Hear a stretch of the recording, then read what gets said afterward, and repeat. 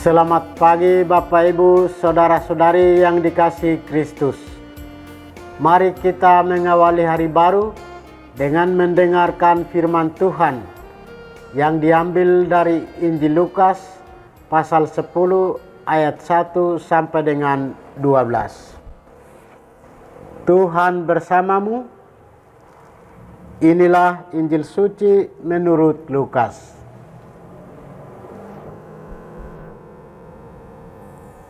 Pada waktu itu Tuhan menunjuk 72 murid. Ia mengutus mereka berdua-dua mendahulunya ke setiap kota dan tempat yang hendak dikunjunginya.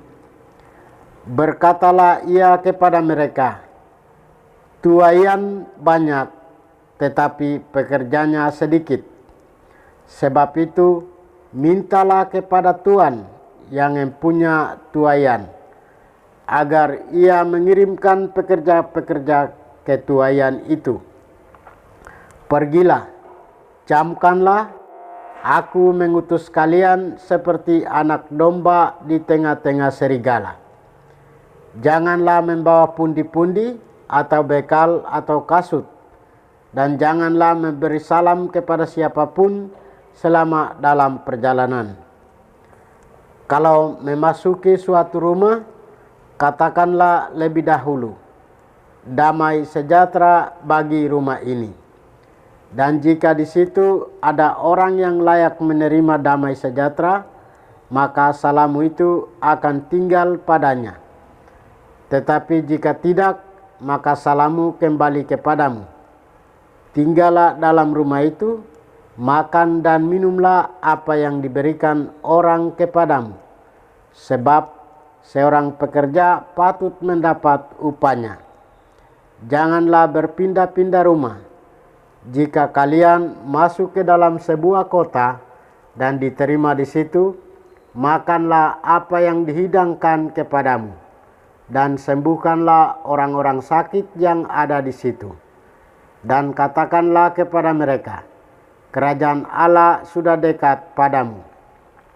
Tetapi jikalau kalian masuk ke dalam sebuah kota dan tidak diterima di situ, pergilah ke jalan-jalan raya kota itu dan serukanlah, juga debu kotamu yang melekat pada kaki kami, kami kebaskan di depanmu.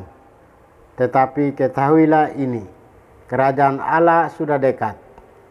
Aku berkata kepadamu, pada hari itu Sodom akan lebih ringan tanggungannya daripada kota itu." Demikianlah sabda Tuhan. Bapak Ibu, Saudara-saudari yang dikasihi Kristus, tema kita hari ini adalah perutusan. Sejak kita dibaptis, kita mendapatkan tugas perutusan dari Tuhan untuk mewartakan kabar gembira, kabar sukacita kepada semua orang. Tugas perutusan itu sangatlah tidak mudah karena akan mengandung banyak risiko.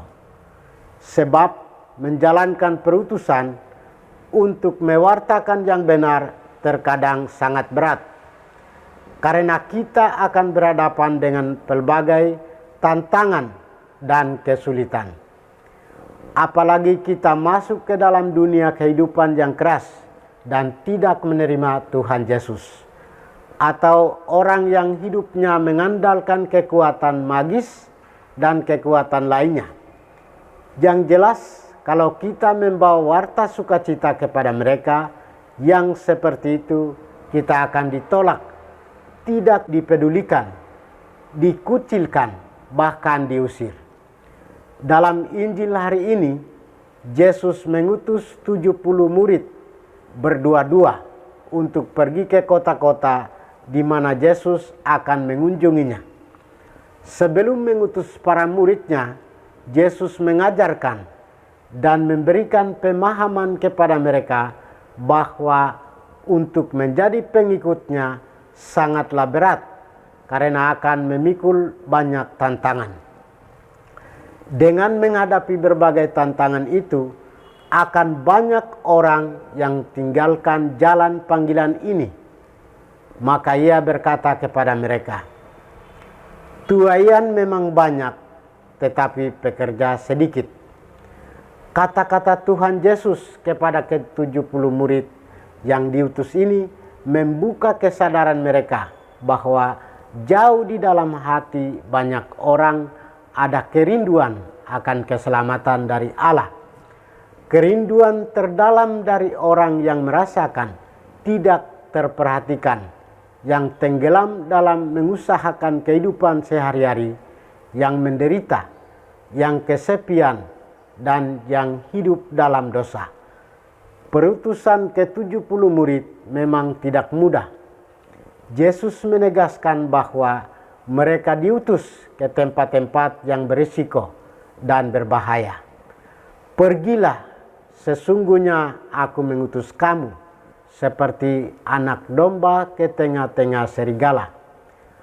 Perutusan ini mendasari akan perutusan kita juga, bahwa setiap orang yang telah dibaptis diutus untuk mewartakan Injil. Kita diutus untuk hidup di tengah-tengah dan dalam kebersamaan dengan semua orang. Kita hidup di tengah-tengah umat manusia yang menderita. Ada yang menderita karena surutnya hidup beriman. Ada yang menderita karena penyakit. Ada yang menderita karena persaingan ekonomi, sosial, dan ada yang hidup menderita karena peperangan, serta ada yang menderita karena penindasan dan siksaan orang lain. Dalam situasi ini, banyak orang yang merindukan untuk mengalami belas kasih Allah melalui belas kasih sesama. Dalam hiruk-pikuk kehidupan, kadang-kadang orang mengalami kekeringan rohani dan kehilangan makna hidup. Dalam situasi seperti ini, banyak orang sangat membutuhkan belas kasihan dari kita untuk mengarahkan, mendampingi, membimbing, dan menuntun mereka untuk menemukan makna hidup dan kehidupan rohaninya. Kita saling mengarahkan, saling menuntun, dan membimbing menuju satu jalan, yaitu kepada Kristus Sang Jalan, kebenaran, dan kehidupan. Hal kedua yang dikatakan oleh Yesus adalah, mintalah kepada Tuhan yang punya tuaian itu, supaya ia mengirim pekerja-pekerja untuk tuaian itu. Pernyataan Tuhan ini mau menunjukkan kepada kita bahwa misi itu tidak dapat dikerjakan sendiri oleh kita. Kata-kata Tuhan Yesus ini meneguhkan kita untuk tidak bekerja sendiri, tetapi melibatkan semakin banyak orang dalam karya pelayanan penyebaran Injil. Kita tidak bisa menangani semua karena pengetahuan, kemampuan, waktu, dan jangkauan kita terbatas. Sebab pewartaan Injil ini adalah sebuah proses pemuritan. Maka kita melibatkan sebanyak mungkin orang. Soal menjadi pengikut Kristus atau tidaknya itu bukan urusan kita manusia biasa. Semuanya itu urusan seleksi alam dan terlebih urusan Roh Kudus. Roh Kuduslah yang menentukannya. Saudara-saudari terkasih, menjadi utusan juga mesti mengandalkan Tuhan. Kita percaya bahwa Tuhanlah yang menyelenggarakan Deus Providebit, perutusan kita. Maka kita mesti mengandalkan Dia sendiri. Kita tidak akan mampu menjalankannya hingga tuntas. Namun, jika kita tetap mengandalkan Tuhan, maka kita pasti akan keluar sebagai pemenang.